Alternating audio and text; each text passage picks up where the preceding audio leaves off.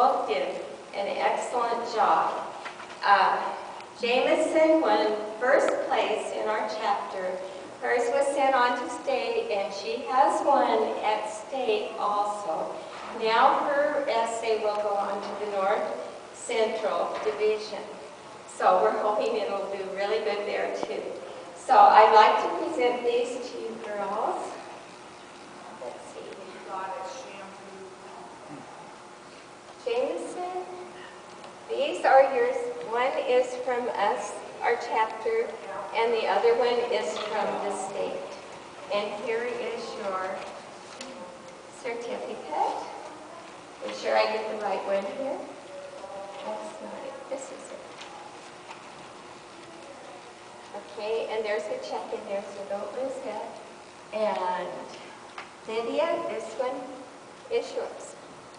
So, and Jamisyn, if you want to take those back and then come back, you can right away. We'll have you address it. And you can take it out and make it.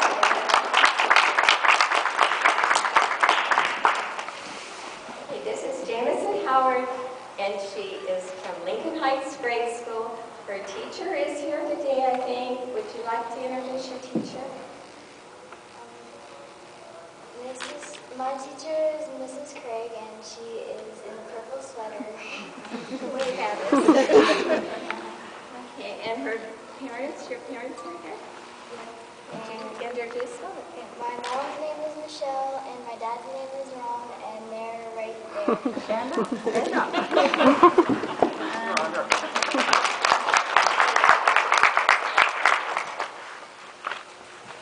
And you have to talk into this really close. And if you don't, the lady in the red sweater back there is going to wave at you. She's way over there. See? Okay. The lives of children during the Revolutionary War. Boom. I heard the sound of a cannon fire. I jumped back into Mama's arms. Papa and my brother Jack had gone to get us some more seeds to plant in our garden. They were supposed to be back weeks ago. Mama and I kept hoping and praying that Papa and Jack would come home sometime soon. The loud booming and cannon firing had been going on for weeks now, but I still couldn't help feeling scared. Bam, boom, bam, went more cannons. I heard a knock at the door.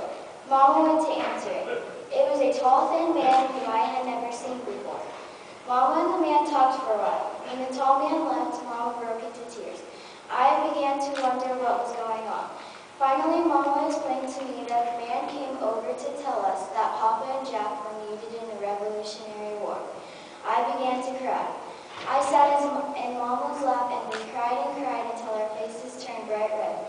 Just the thought of Papa and Jack being in that war stung our hearts.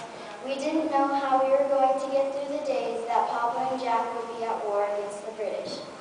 The night before Papa and Jack left to go get seeds, Mama lit a few candles and we sat around the fire. While Papa played his fiddle and Jack played his drums, we sang and danced.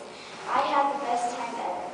The next morning, Papa pulled up his breeches, put on his tricorn hat, and tied his leather shoes. Jack did the same.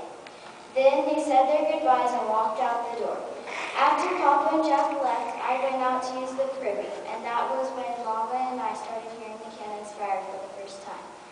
Mama was inside knitting, and when she heard the cannons fire, she dropped the knitted scarf and nearly let out a scream. I ran back inside and hid under my cloak. Mama tried to calm me down, but I kept shaking and shivering. My body had goosebumps all over it.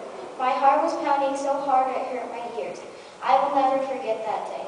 It will always be burned in my heart. As the weeks passed, I helped Mama with the daily chores.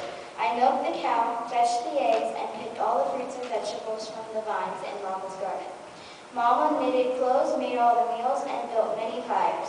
Mama and I acted happy about Papa and Jack being in the war, but inside I was still scared and unhappy, and I knew Mama was too. Then one hot summer day when I was playing with my wooden top and material doll, two white and black horses trotted down our gravel road. I looked to see who was on the horses, and sure enough, it was Papa and Jack. I ran as fast as I could to go get Mama. I said, "Mama, come here! Papa and Jack! They made it home!" Mama flew out the door, and I ran after her, straight into Papa's arms.